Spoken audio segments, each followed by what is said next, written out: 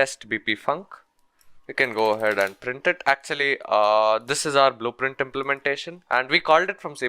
So, okay, we'll just go ahead and print it. We are calling it from C++. So, what should be expected is 100 is going to be printed. Even the native event, you can call it from C++. I'll just do it over here. So, first of all, let me implement that in blueprint. So, implement that. Go ahead and just print that. That shouldn't be that hard. And just grab in our begin play here, and instead of, okay, let's just spawn this, let's keep all of this logic, and we can go ahead and since we made it blueprint callable, whatever this was, and we'll just take in some random value. Now if I compile and if I go ahead and press play, as you can see, we get 100 as well as our 42343 printed. Now your obvious question is, why didn't the C++ implementation get called? So if I actually go ahead and delete this, and if I were to press play, now we would see our C++ implementation is called. But that's not really that useful, isn't it? Unless you just have some sort of a default implementation. So what you actually need to do in order to get the C++ version called is right click on the node and type in add call to parent function. Now it is going to call the C++ version. Now if I go ahead and press play, as you can see, it calls the C++ implementation, the blueprint implementation as well along with it. So that is basically how it works. Now if you were to do this, as you can see, we call the C++ function along with the parameters, of course, as well as the blueprint function. What you are calling here is actually the blueprint function. If it does not find an implementation, it is going to use the parent class version of the function. Remember that.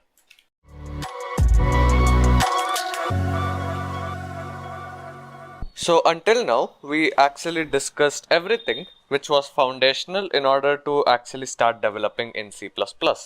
However, we do lack a little bit of knowledge regarding, the implementation of various data structures in Unreal. Now, apart from just using normal variables, you would use arrays and maps. There are others such as sets, linked lists and stuff, but for games, you would honestly just use arrays and maps most of the time. So in order to implement arrays in Unreal, so you don't use a static array. I mean, well, you could, but you don't use static arrays. You don't really use the std vector as well. You could use std vector, but you can't expose them to blueprint and stuff, or you would have to write your own wrapper class. Now, if you guys don't know what I'm talking about, I'm basically referring to the standard template library in C++. But in Unreal, instead of std vector, we actually have another type known as template array or tarray. So the way you create that, so let's create a variable in C++. Let's do that in the public section. We're just doing it for demonstration. So I'll just make a u property and make this one blueprint read write and edit anywhere. So edit anywhere, and over here what we can do is, instead of, let's say we have an array of integers. So the way you do it is you type in tarray, and as a template argument you would give the type as integer, and let's just call this rint array. Alright, now template array is actually internally something like your std vector. So if I actually control click on this, this is actually a class which implements it. And the methods which are associated with this are pretty simple. We will go ahead and check all of these. So similar to the std vector class in standard C++, tarray has a bunch of functions which gives us info about various things. So let's actually set some stuff up. So in order to initialize this array, so what we do basically, we can do it in the constructor or right here. We'll do it in the constructor just to keep things clean. So we'll call rint array equals, and within curly braces we can just give some values. So I'll just initialize it with some random values. Alright, so now let's go ahead and look at how to add stuff to this. So similar to add and emplace, we have methods for that over here as well. So we can type in r int array dot add, and now we can go ahead and add an item. So let's say for example I want to add 12. So our fifth element here, that is at index 4, is going to become 12, and this array is going to be resized since it is similar to an std vector. Now similarly also have mplace, so constructing an element in place basically dot mplace. This is like your mplace back function in std vector. So I'll just add in some random element over there. Now our array is going to be 23, 6, 43, 64, 12 and 4. Now what if I wanted to remove something? So I can type in r int array, and I can remove either at index, so dot remove. I can either remove an element by using the remove function. So let's say I wanted to remove 23. I'm going to remove 23. And r int array, r int array dot remove at is going to let us remove something at a given index. So let's say I choose 0. So now it's going to remove 6 because we already removed 22. So 6 is our first index. So 6 is going to be removed. Alright, so we did all of these, but now what if we wanted to reserve some memory for our array? So what if you didn't want it to resize and search for memory? So even those functions are available. So let's call the reserve function before all of this. So r int array dot reserve, reserve, and we can, as we can see, we have 4 elements, 5, 6, and we remove 2, so we have 2. So we can reserve 4, but at max we have 6 elements, so let's reserve 6. So we can call that and stuff. So these are the most common ones that you'll use. You won't really use all the other methods, but again you can just refer the documentation if you really need it. Now we can go ahead and iterate through this array through a range based for loop, just like how you can with any of the STL data structures. So we can go ahead and do a for loop auto. We can just call this one element, and we can pass in the array just like how you would pass an std vector. So r int array, and what we can do is we can go ahead and print it out by calling the print string function. So you Kismet system library print string, you know the drill by now. So now in order to print an integer, you actually use this function which is a static member of the fstring class. So fstring from int is what you use, and you can go ahead and type in le here. Now remember, if you wanted to print a float, you would use this function known as sanitize float. Now it's going to cast it implicitly anyway, so even float works for this. And you also have other functions for converting between various data types. You could again have a look at either the fstring class, or you could go ahead and just search it up on the documentation. So if I actually head in over here, so we have our sanitize float here. We have to hex blob, from hex blob.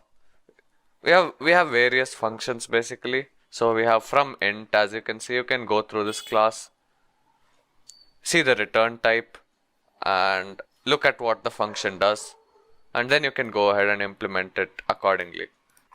So now I'm in the editor. If I open up my BP character, and if I actually head back over here, we had made this blueprint read, right? So we should be able to access our int array. So if I just type in r int array, so as you can see, we get it just like any other blueprint variable, and since we initialized it in a constructor, we already have certain values. Now in begin play, if we go ahead and iterate through this, so I'll just do that. We'll not call this function anymore. Now we have an idea of what that is. So we have already set it up actually. So we've done it over here. So we're printing stuff in our begin play in C++, so we don't have to set it up actually.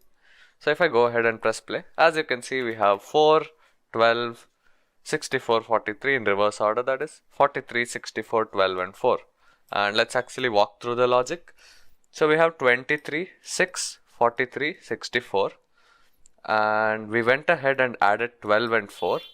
So 12 and 4 should be our last elements and we removed 23 and we removed 6. So our array should be 43, 64, 12 and 4. And if we go ahead and look at our logic here and our output, so we see that we get 43, 64, 12 and 4. So this is basically how you use the TArray class functions. So this is exactly the same as your std vector, but there are a couple differences in the function names. And most importantly, from a readability perspective, all of these functions use Pascal case, so it's readable compared to the standard C++ stuff, which uses underscores, which is not really that readable. So this is how you would iterate through an array. Obviously, you could use a full-length iterator, but there is no actual purpose to do it as per my experience. Anyways, let's head into the next part now and take a look at how else we can iterate through this through your standard C style for loop. So I won't be actually showing you guys the output since it's obvious that it's going to work. So you would just do something like for int I equals 0, I less than, now this is where we talk about another method in this class. So we do I less than r int array dot num. This is similar to the size function in the standard template libraries std vector, and we can do I++. So we can just increment I. Could do I++ or I plus equals 1. Now instead of LE, since this is not a range based for loop, we can get our array and we can get the ith element. Now this is going to work exactly the same.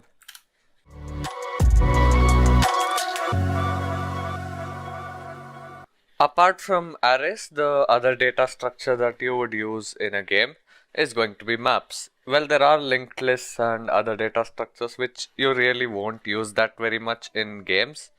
Even maps, to be honest, you just use it maybe a couple of times in your entire project. But anyways, in order to create a map in Unreal, basically you use the type tmap. So if I just copy over the uProperty macro, and in the next line we can go ahead and create a map. And if you guys know about maps, basically it's just a key value pair. So for example, you can have two strings as key and value, and you could have something like a username password key value pair, something like that. So let's just create a simple one. Let's say we map a string to a float. So it's case sensitive, obviously. And we can call this one rmap.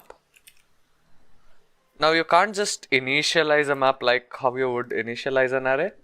So you would have to call the add or the emplace function multiple times. That's just how you would do it.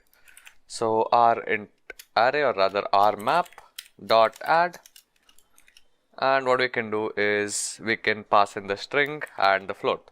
So let's say pi and 3.14. Then we can go ahead and call add once again. So we'll just go ahead and do all of this in our begin play. So let's just find some other number, let's say num1 for example. Let's just grab in a random value.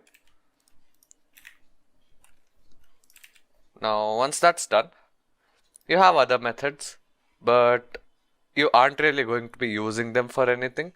But I'll just show you guys how to iterate through this and how to retrieve the key and the value.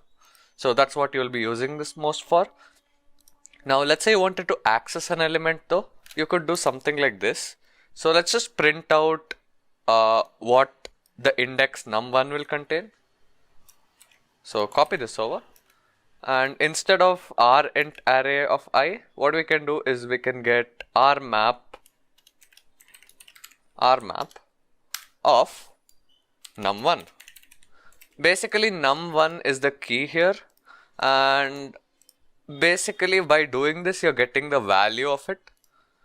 So in our case we mapped num1 to 43.4543, and if you want to iterate through this we can use a range based for loop here as well. So we could just say auto element and we can pass in our map.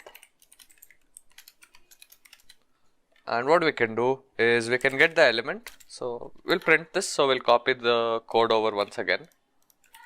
So we'll print both the key and the value. So let's just create a string variable temporarily. And the way you get the key of this, so each element in this map is going to be a key value pair. So LE is going to be a key value pair. What we can do is we can do dot key in order to get the key.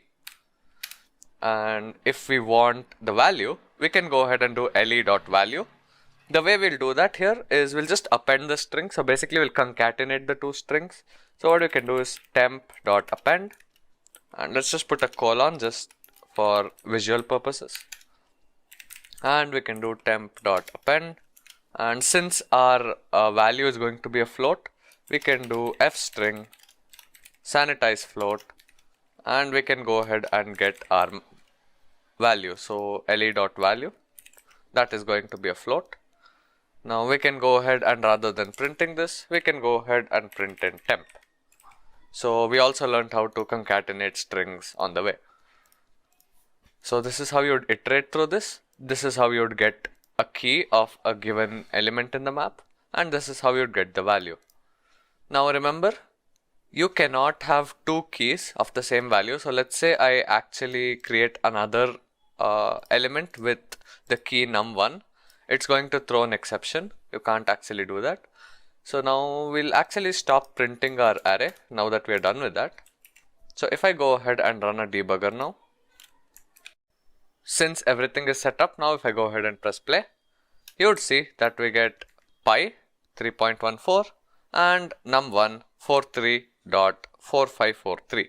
And as you can see, we also get our 43.4543 that printed first, because we had printed our map of num1. So basically the key here is num1, and we basically asked for the corresponding value.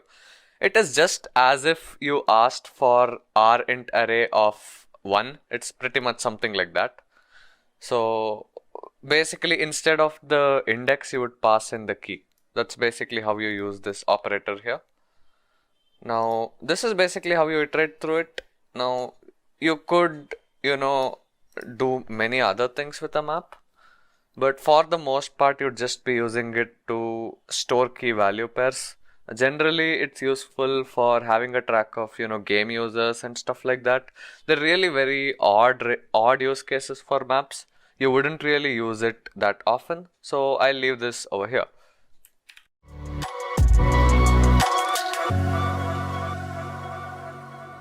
Now when it comes to designing your game, once you're actually aware about all the things that we just discussed over here up until maps, in order to actually implement them in an appropriate and efficient manner, you would use the classes which the engine provides us.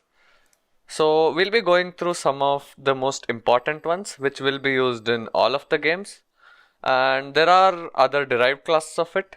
The ones which I showed you guys in the flowchart previously, when I showed the inheritance hierarchy, those are the ones that we will be discussing in detail. There are other classes. We'll just be brushing through few whichever are important, but if they're not, we are going to be just skipping through them. But if we ever use them in the last part of the course, we'll be having a look at them in depth once again. So now let's start talking about actors. Now at this beginning of this video, I actually talked a little bit about actors. Basically anything that can be placed in the level is an actor. So that definition still holds good, but it is incomplete. There is another thing which an actor can do, and that is it can tick. Now you guys have probably seen the tick function. So let's open up an actor actually. Let's create one, because all of these have their own base classes. So let's create a pure actor in Blueprint. We'll do one in C++ as well pretty soon. Or actually we probably have it. So let's call this one BP_A, let's say. I just created this for the sake of it. Now if I were to actually have a look over here, you would see that you have 3 tabs. and the event graph is where you worked on for the most part. But we haven't actually gone in depth into all of these little details. So first let's actually go from the top. So what we have here is the class settings, and most of the times you'll just use it to implement an interface or change its base class, but other than that you aren't going to be using it. Now under class defaults you have a bunch of things which actually define what an actor actually can do. Now if you were to look at actor tick, you have several options. Start with tick enabled, tick interval, and you also have several other things. Now we did talk about this one, so I'll not be talking about that. But anyways, all of these are self-explanatory. And one thing which you won't see in any other type of blueprint other than actors is the replication tab. Basically, if you check this replicates tab, this actor will be eligible to be used in multiplayer. What I mean by that is that when you spawn this on the server, which we will get to when we talk about multiplayer, basically all your other clients can see it too. By clients, I'm referring to players in this context. And we have settings regarding that. Now these are just the flags. These are pretty self-explanatory, hidden in game and visible, stuff like that. And under the collision tab, these are things which we again talked about. But there are a couple more things which an actor provides us. The first one is your damage. Now, if let's say you wanted this actor to be destroyed, so let's actually do that. Let's go ahead and create an object. So let's add in a model here. So let's say we add in a sphere. I don't know. Maybe simulate physics on this, or let's leave it as is. What we can do is Unreal actually provides us with default logic to apply damage to this. So if I type in event damage, you see we get 3 of these nodes: point damage, radial damage, and any damage. So any damage is going to refer to all types of damages. Point damage is going to be your damage through a line trace or something generally. Radial damage is going to be something where you damage this actor through a grenade or something like that. So you would have a distance and stuff like that. So if I just press this, so you have your origin, so that's going to be where your grenade landed, for example. So it need not be a grenade, could be anything else. Just give an example. So from that point, if as you go further away, your damage is going to decrease, stuff like that. So let's just do event any damage. So any damage. What we can do is over here, we can go ahead and simply print this out rather. Just to demonstrate that this actually works. Now by default Unreal does not give you any health variable. You got to do that yourself. And one thing you might have noticed is this little icon over here at the top right hand side of any damage. Basically that property is called blueprint authority only. What it means is that you can only call this on the server, so you cannot call this on the clients. Obviously you don't want your players to be handling the damage and stuff, but anyways, let's actually go ahead and work on this logic. So when we left click, we do the line trace thingy. So let's bring up the line trace logic once again. So what we can do is we can line trace by channel, and we get our camera manager, get player camera manager, get the actor location. This is some stuff which we've already done. Then we get the forward vector, and we multiply this by a certain value. So let's just convert this to a float, and let's multiply this by, let's say, 50,000. We are going to add this together, and we can plug that into end and the start, and from our out hit we can go ahead and call apply damage. So there are multiple nodes: apply damage, apply point damage, and apply radial damage. We'll do apply point damage. You could just do apply damage, and base damage, let's just give it a value of 30. Or just to keep things a little more interesting, so random float in range. So let's just say anything between 20 and 50 maybe. So it's just going to select a random number. And damaged actor is going to be the hit actor, obviously. And damage causer is going to be self. Damage type is something we won't be talking about. And hit info, we could just pass in this whole hit result. So what we can do is, instead of doing this, we can recombine this, pass this in here, and we can go ahead and break this separately. So type in break and pass the hit actor once again to the damage actor. And we can collapse this as is. Hit from direction, basically, that is going to be something which isn't really going to affect your damage. But once you know the damaged actor's location, you can actually find the direction towards it, basically.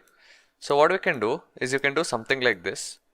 So basically use this node called find unit direction. So unit direction. So get unit direction. So it's going to be from our start to our location. And this is going to be our hit from direction. So basically this is a position vector and this is a position vector as well. So we can subtract it to get a vector joining those 2 points basically. And now it should compile.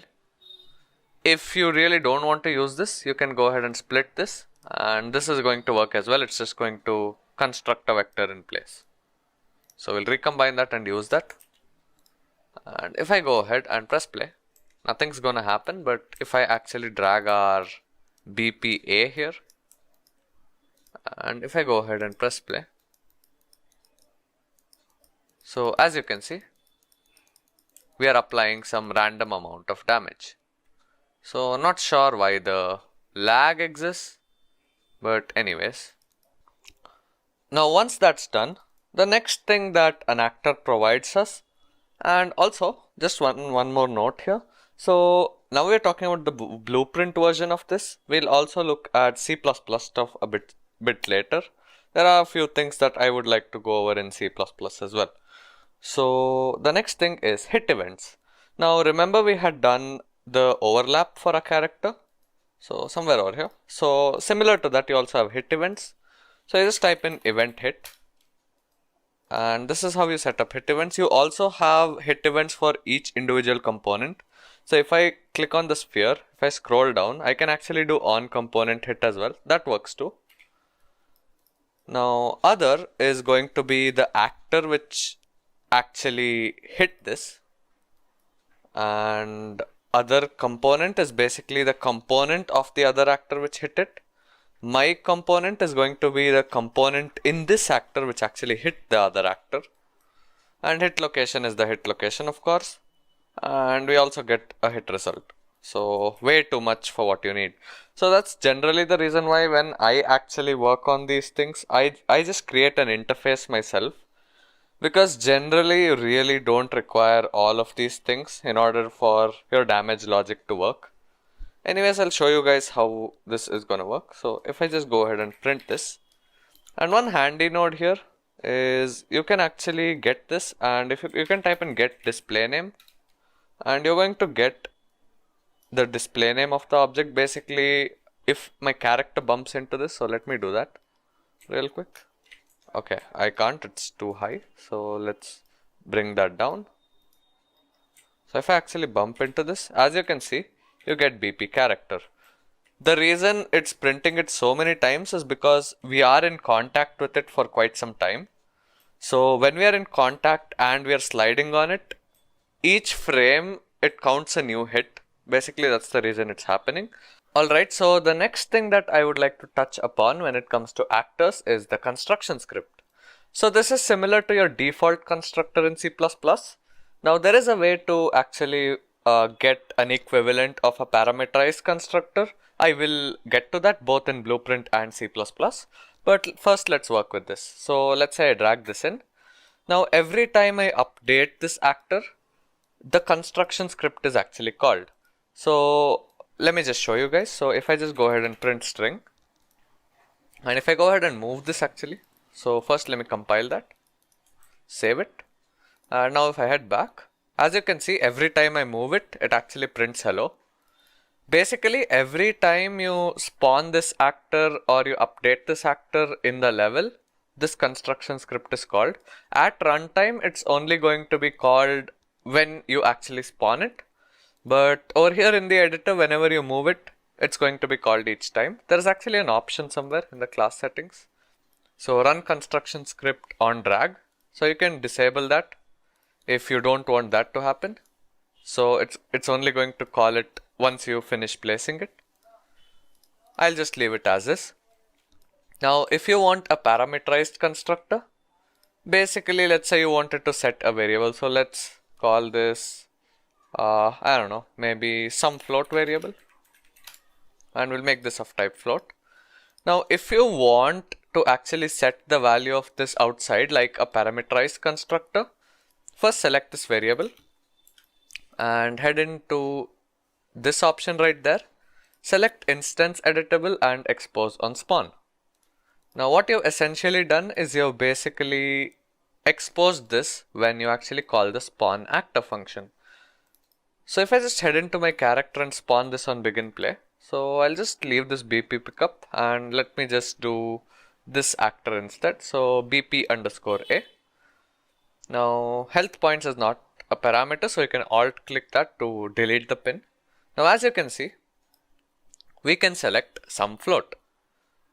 So I can set this to whatever I want. Now this is something which we touched upon. However, there is an equivalent of this in C++ as well. But it is a little more complicated than this. So if we actually head into our Visual Studio solution.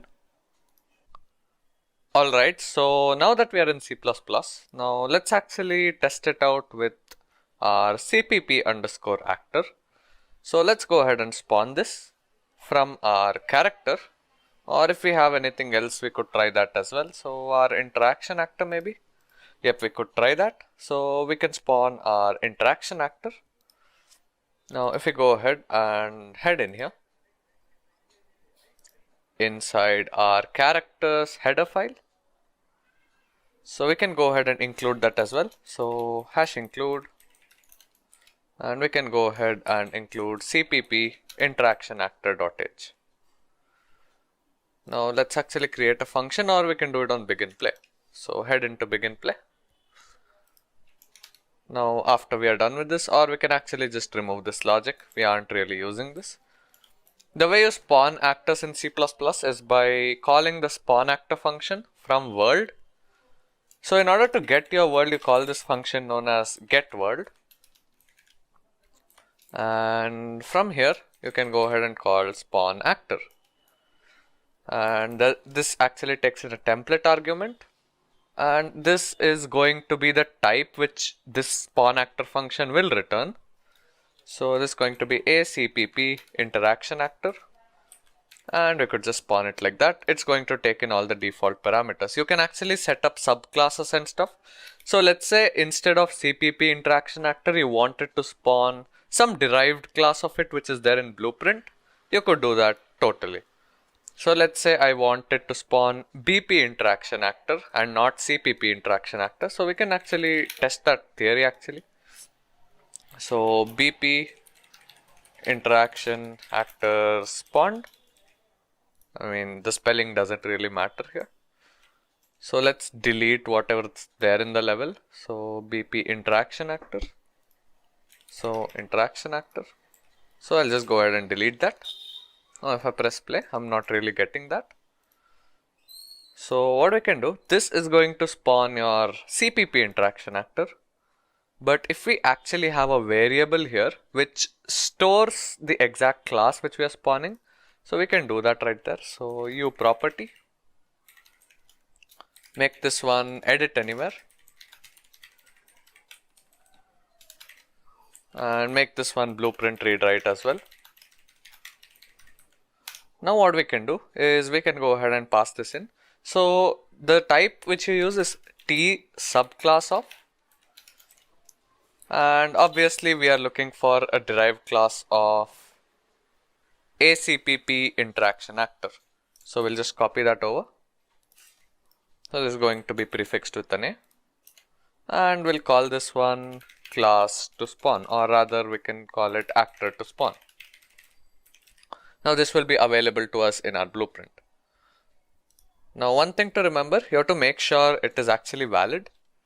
So if our reference is valid here, so our subclass is basically, so if this class reference, so if actor to spawn is valid, only then we are actually going to be spawning this actor. And over here in the arguments list, you can go ahead and pass this in and paste this in. And you can also pass in a transform optionally, but I won't be doing that. Now let's actually pass in some parameters.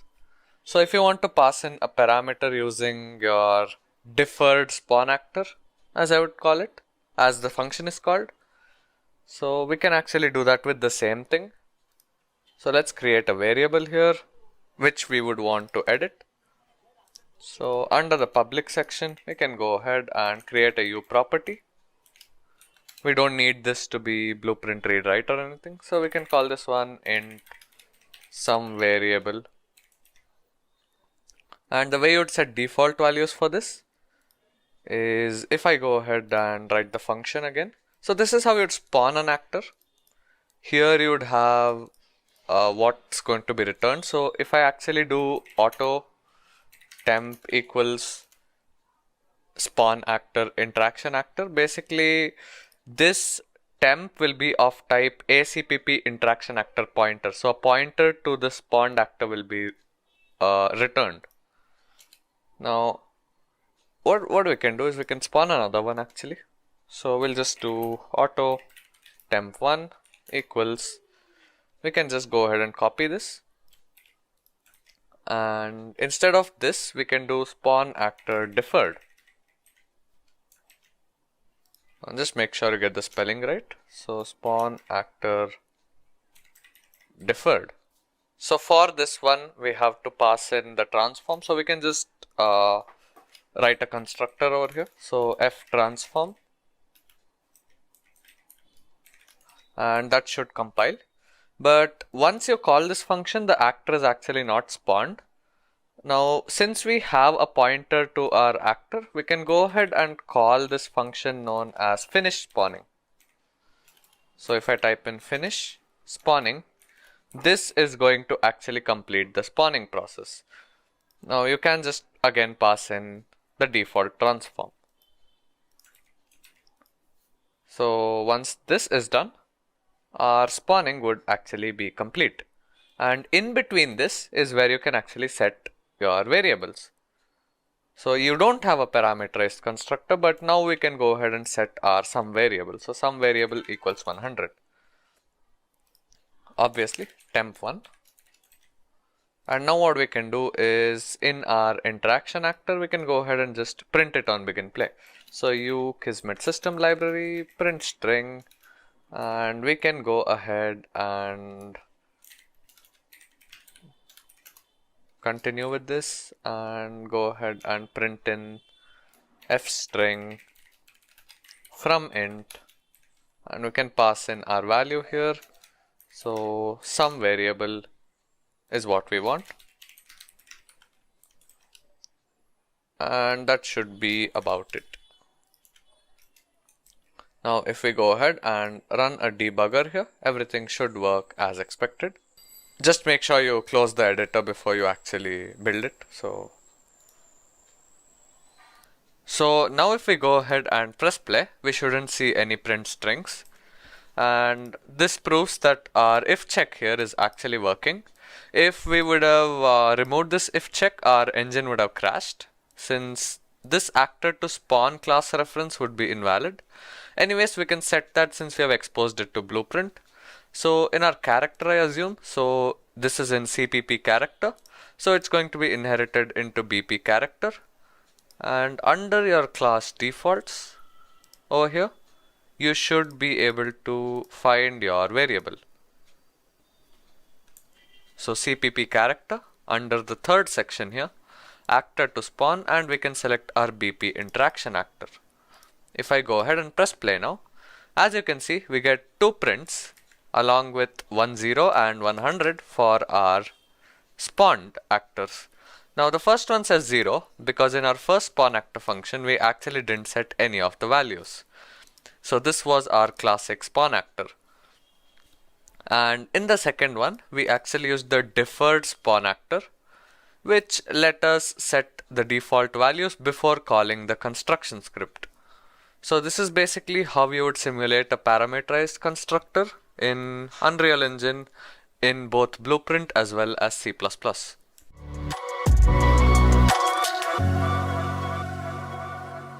Now the next class that I would like to mention here is going to be the character class, and we have used that quite a bit. So if we just open up our BP character, for example, which is a character class, so we have inherited it from CPP character. Just to keep things clean, I'll just create a new character here, and let this just be called new character maybe. Now open it up. Now if I were to just look at the parent class, it says character. And character is actually a derived class of pawn. So basically every character is a pawn, and pawn is a derived class of actors. So when I'm talking about characters, I am collectively referring to both pawns and characters basically. Every character is going to be a pawn. Now the reason why I especially wanted to mention this, even though this is technically just a derived class of actor, and probably many other classes which I'll mention further are derived class of actors, is due to this character movement component. Now this allows you to do various things. Now if you were to just go ahead and look into these parameters, you can actually have a pretty basic idea on what you can do. At the beginning of the course, if you remember, I had mentioned that you can actually use functions to modify almost any of these values, not all, but most of these values at runtime. So for example, now let's just take our BP character for example, and let's go ahead and press play, and we know that we're using this. So we're walking forward. But what if this feels a little bit too fast for you? Now this is where our character movement component is going to help us. So the maximum speed of this character is actually set by a variable inside here.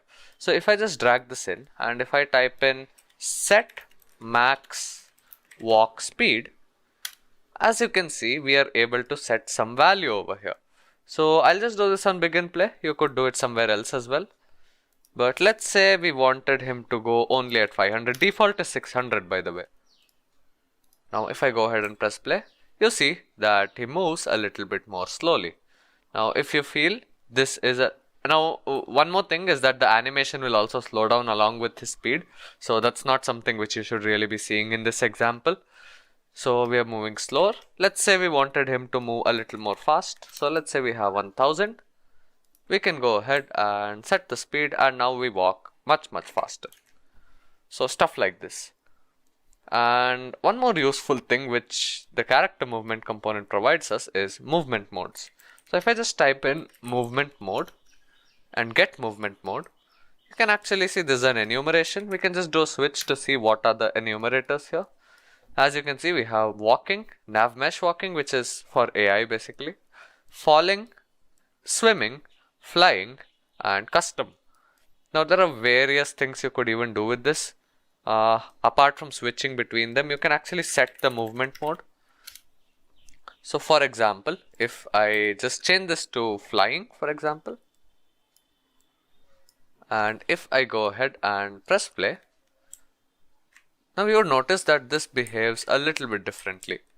Now if the movement mode is flying, if I go further, as you would see, he's actually floating in the air.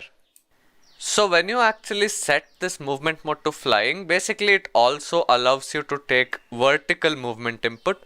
So apart from your move forward and backward, you could also do up and down. So let me actually do that.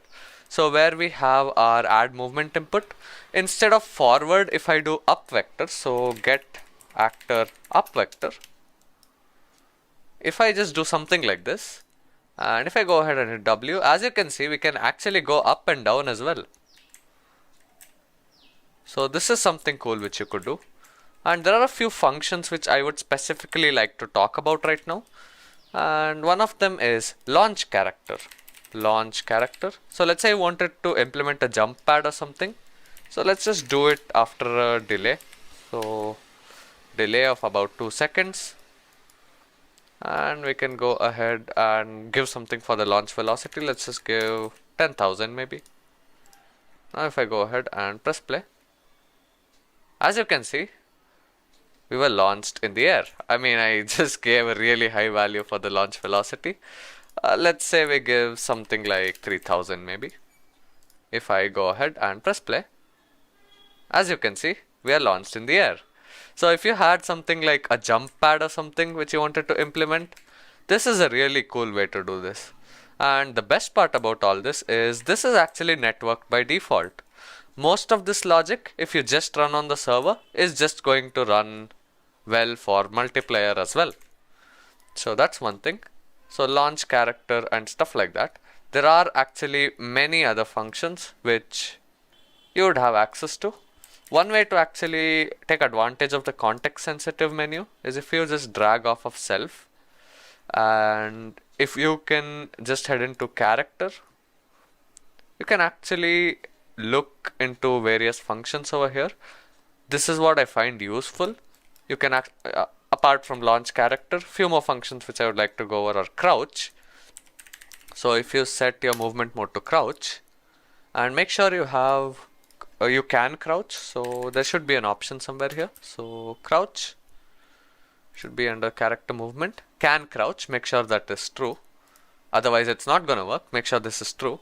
And if you go ahead and hit crouch, and one thing that I would like to show you guys is by setting this hidden in game to false. So let this be visible in the game.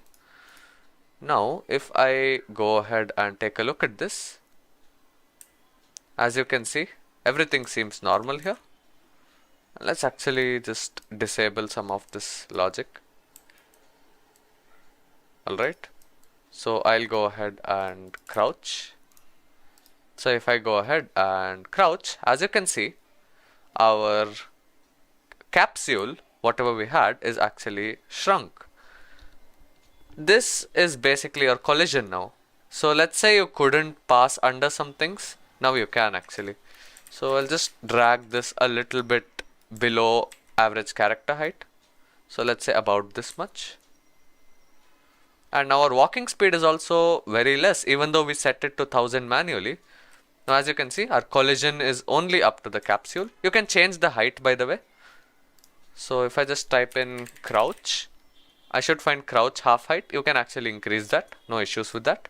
And as you can see, now this has a separate max walk speed. So stuff like this is already implemented for you in the engine. Now all you have to do, if you really want to learn more, is just browse through this list.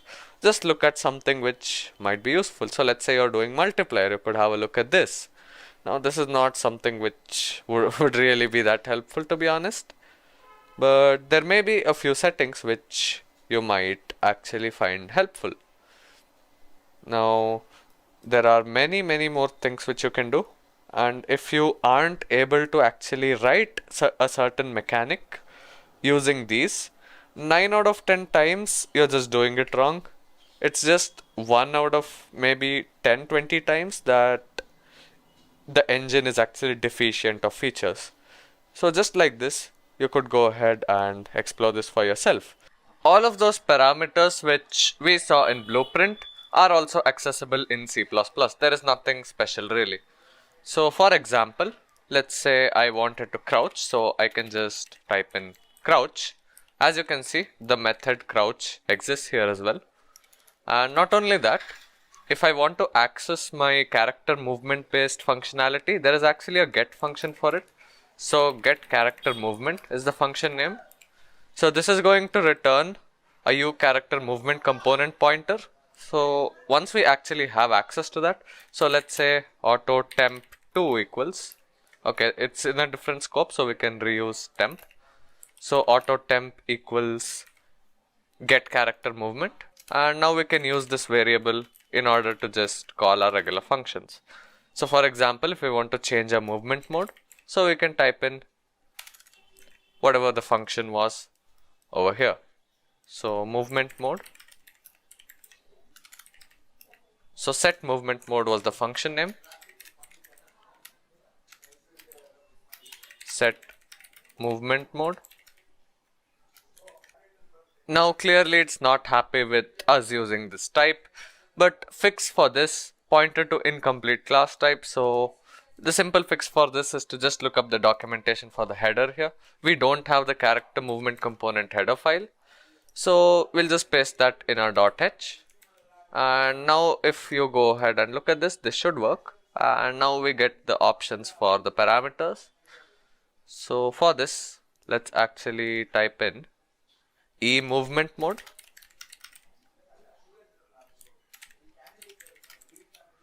And we have move flying, for example. And then new custom mode, we can just set this to 0. So like this, you can set the movement mode in C++. So stuff like this is going to be analogous to both Blueprint as well as C++. However, note that some of these headers aren't actually included by default. So make sure you just go ahead and include them before you start working with them.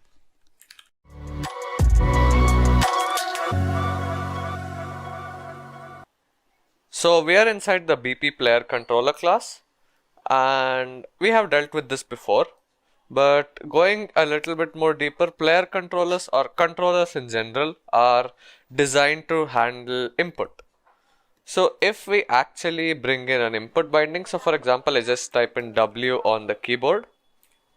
So what's going to happen is this input will actually be taken over our input bindings which we set up in a character. So if I just print a string, we'll actually not move, instead we'll be printing hello. So that's one thing to note. Other than that, the mouse interface has several important functions such as show mouse cursor, enable click events, enable mouse over events, and stuff like that. All these are self-explanatory. One thing to note is that your pawn or your character obviously is going to be possessed by a player controller, and without a player controller you can not actually control your character. And all of these are actually set inside your game mode. So which player controller class you use is decided by your game mode class, which we will talk about soon. Game mode, game state, player state, and player controller, all of these work in conjunction. A player controller is going to possess a pawn which you can control. Now once that's said, there are a few other functions which are important here, such as set input mode game only, which will take your game input basically. And when you have set input mode game and UI only, so in that case you are going to be able to interact with widgets as well as take player input in the game. Similarly, UI only is going to disable your keyboard input entirely. So stuff like that, functionality regarding input is available in your player controller.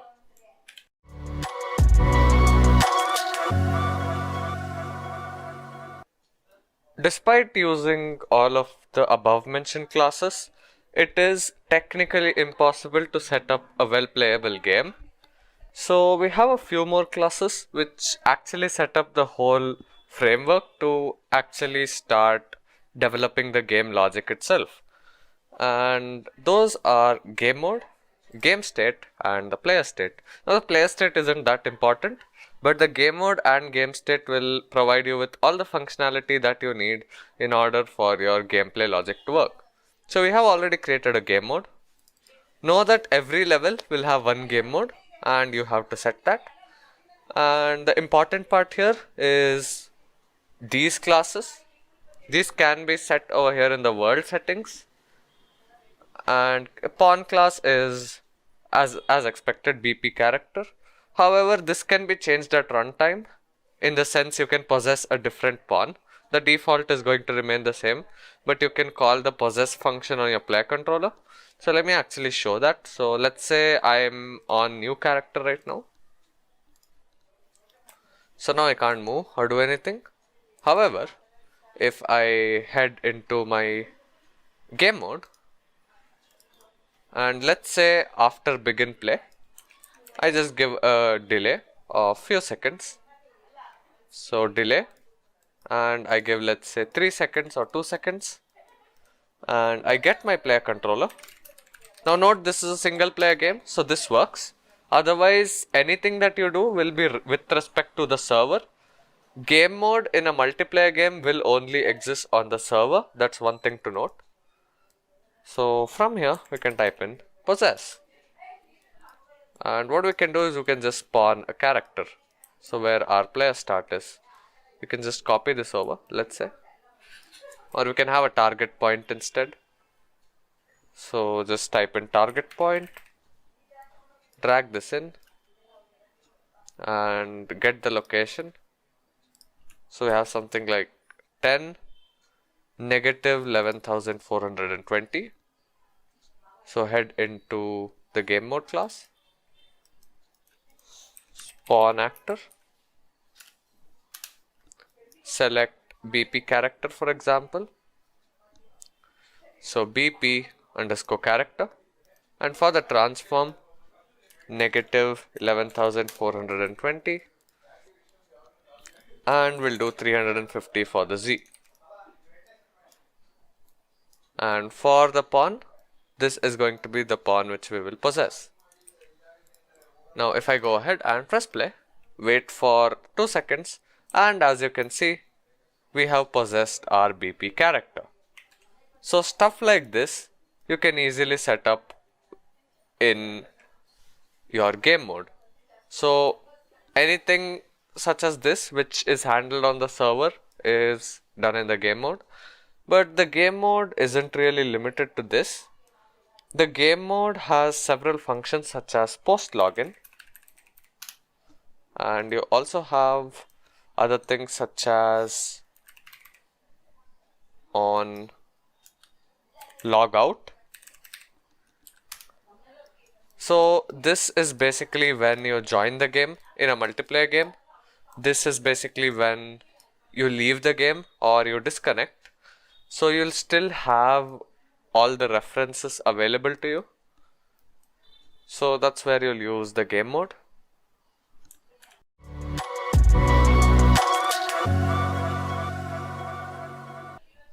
So basically you'll use this for stuff which is core to your game logic. However, let's say you wanted to store something like a timer. Now the timer has to be in sync with everyone. So obviously it has to be on the server, but all your other players must be able to read it at least. So in that case, you use a class known as GameState, which does the exact same thing. So if I just type in GameState, I'm going to use GameState base. GameState is basically GameState base with a few extra functions. So let's call this one BP underscore GameState. Oops, BP GameState. Open it up and ignore the viewport and stuff, doesn't really matter. And once you have this, over here we can have something like a match timer. So I'll create a new variable and call this one timer. So I'll make this of type integer. Over here we can go ahead and start the timer. So set timer by function name. We can go ahead and create a simple custom event here. So custom event, and we can go ahead and call this one, for example, timer increment. We can copy the name, paste that in. We want it to run every 1 second. We want it to be looping, and it has to run till the end of the game. So we can do timer plus plus. Now this value of timer over here can be read by your widgets and stuff like that. So there's actually a function which you can use for this. So let's do that in our widget. Head into your UI, HUD, BP HUD, and where we have our stuff set up. So let's actually revert our character settings. So change the character to BP character, and over here for the spawn actor as well, we'll remove that for now. For now we'll forget about it. Over here where we actually create our HUD, this is where we have our reference. So what we can do is we can actually create some more text here. So we can type in timer. So whoops, you can type in text, drag in some text here, maybe just increase the font a bit, and we can go ahead and have this to be light, anchor it to the top right hand side, and instead of this we can go ahead and set this to be whatever the timer is. So in our game state, every time this happens we have to update it. So what we can do is we can get our player controller here. We don't have a reference to it currently, so get player controller. We have to cast it to our BP player controller, cast to BP player controller. Now we can do this on begin play, and we can store a reference. In a multiplayer game this is not going to work obviously, so promote this to a variable and type in PC ref maybe for player controller ref. We can go ahead and update. Okay, we have a update health function. We can create an update timer function. So custom event, update timer, and this should work as is. So give the timer value to this. So type in timer, get a reference to your HUD, make sure this is variable, and we'll call this one timer text. Make sure you compile this. So timer text, set text, and we can set this to be whatever this timer reads. Obviously you can use format text and you can make this show minutes, seconds and stuff like that. So we have our timer, so we can do format text. So format text, we can have minutes colon seconds, something like this.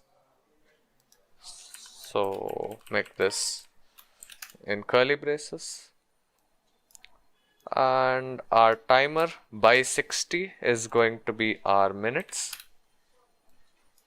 and our timer mod 60 is going to be seconds. However, we also have one more parameter which we need to take care of, is if this value is less than 10, we want to append a 0 at the start.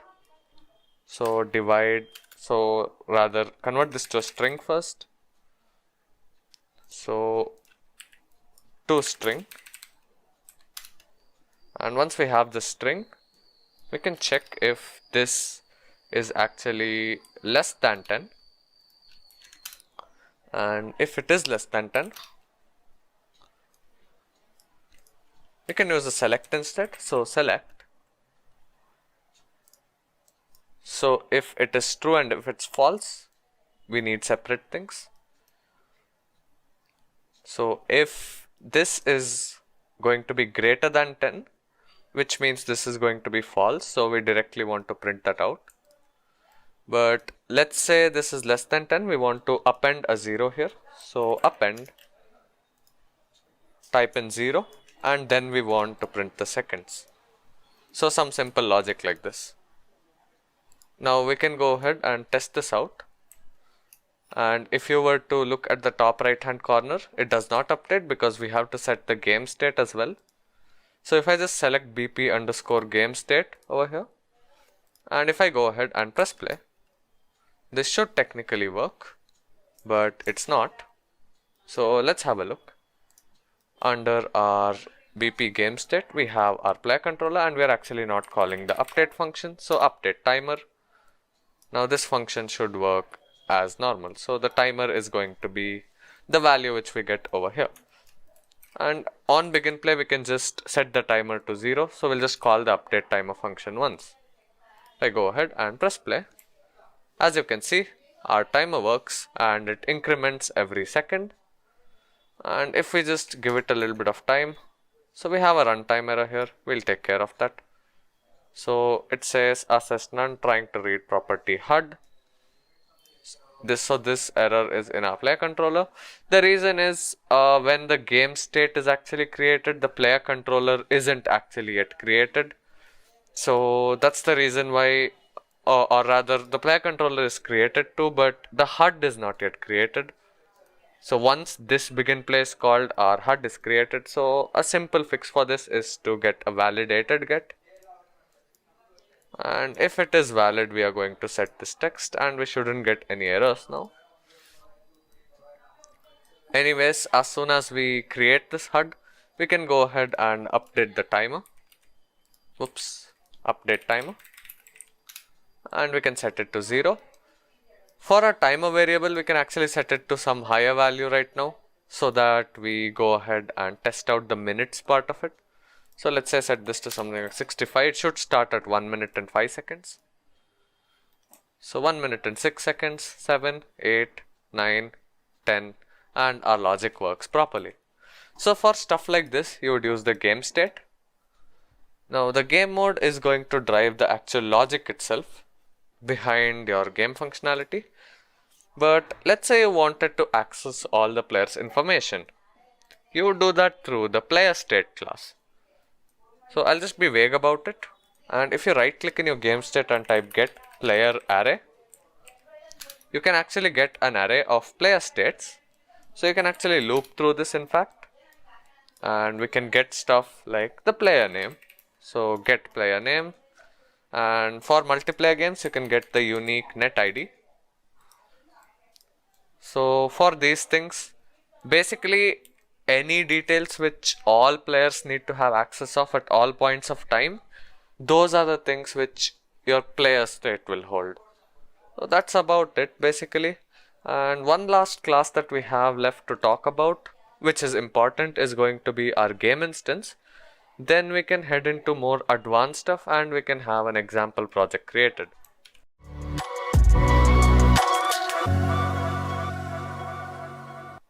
Unlike all the other classes which we spoke about till now, the game instance is kind of special. The game instance behaves very differently compared to all of these classes. So if I actually just open up my game mode for example, so we'll open up the main menu, first things first, maps and our main menu level. And now in my game mode, I'll just go ahead and print stuff. So I'll just print post login and I'll just type in logout maybe. So logout, and we can also have event destroyed, event end play. So we'll just go ahead and print stuff over here as well. So destroyed. I'm just doing this in the game mode, but this could be in any other class. And this is going to be end play. Alright. So if I go ahead and press play right now, and if I go ahead and press play, as you can see, our post login was called. And as soon as I close it, or rather I should switch levels, because if I close the game, the logic isn't really going to be executed. So I'll just type in open main menu level. As you can see, our logout function was called. So what I'm trying to say here is that this game mode class will not persist between levels. So once you log out, this game mode reference, whatever we have, is not going to persist. Now forget about the game mode reference.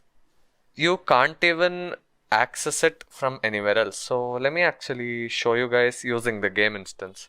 The special thing about the game instance is that when you switch levels, your game instance will still remain the same. When you open up the game, an instance of the game instance is created. So basically an object of type game instance is instantiated, and that is going to remain the same. So go to blueprint class, type in game instance, and over here we can name this our game instance, or RGI, anything you want.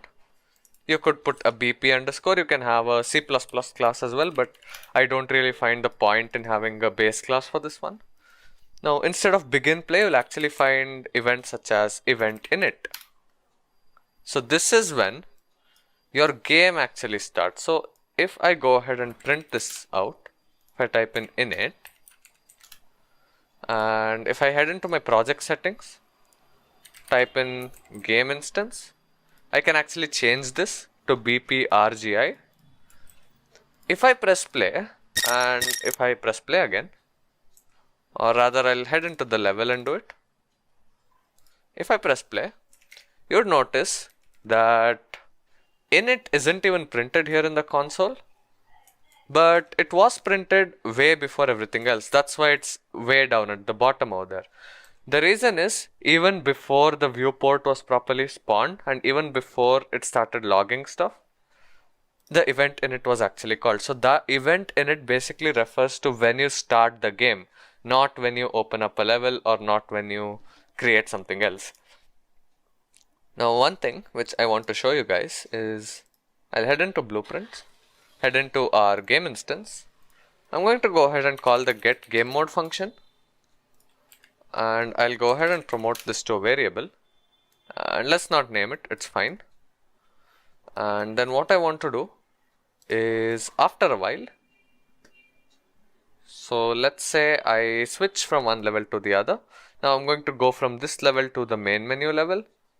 So I'll head into main menu level, and in the level blueprint here, I'll just access the game instance, get game instance, and we can cast it to BPRGI. This can always be a pure cast because it will never fail. And over here, get whatever the variable was called. I think it was called new variable 0. And we can go ahead and right click and convert this to a validated get. We can go ahead and print it, and we can say not valid, and this is going to be if it is valid, so valid. So if I go ahead, and I'll actually leave a bit of a delay here. Oops, delay. Let's say about a second, not more than that. So if I go ahead and head into my level again, and if I press play, as you can see, everything works normally. But I'm going to go ahead and type in open main menu level, and as you can see, I get not valid. So what this exactly means is that our game mode object, which was created when we loaded the level, because game mode objects are specific to a given level, as soon as we change the level, our BP game mode object was destroyed, and whatever game mode we had over here in our main menu level, so this is none, so it's just going to take game mode base. So that object was created. However, our game instance was still the same. So if I actually store a reference to the game instance somewhere else, that is still going to be completely valid throughout our game. So anything that is persistent between levels, you would have it set in the game instance. Generally, you would handle save games and stuff like that through the game instance, because even if a player exits a level, your save game logic and stuff should be able to work. And stuff like settings and all, those things are what you would put inside the game instance. Anything related to file handling will also be put in the game instance, and many other things regarding networking in general outside the game is going to be in the game instance. For example, a database, you could handle it through the other classes as well, but this is going to be the safest way, since this class is going to have itself instantiated throughout the program, in our case the game. And even when you actually exit the game, we have event shutdown rather than event destroyed or event end play. So if I just type in print string, and if I just exit, nothing's really going to happen because the viewport is already destroyed by the time the shutdown is called. So stuff like that. Let's say you had to close out some connections or something, you could do that through your event shutdown. Let's say you have a database or something like that. Just give an example. Anything that's persistent between levels, you would use the game instance. And one thing which should be obvious by now, but I wanted to mention, is each player in a multiplayer game will have his own game instance. And you cannot put in-game networking code in this. You can put networking code, but whatever's outside the game. If you have any in-game networking code, there is absolutely no reason to use the game instance. There is no use of calling RPCs through the game instance, since one player's game instance is in no way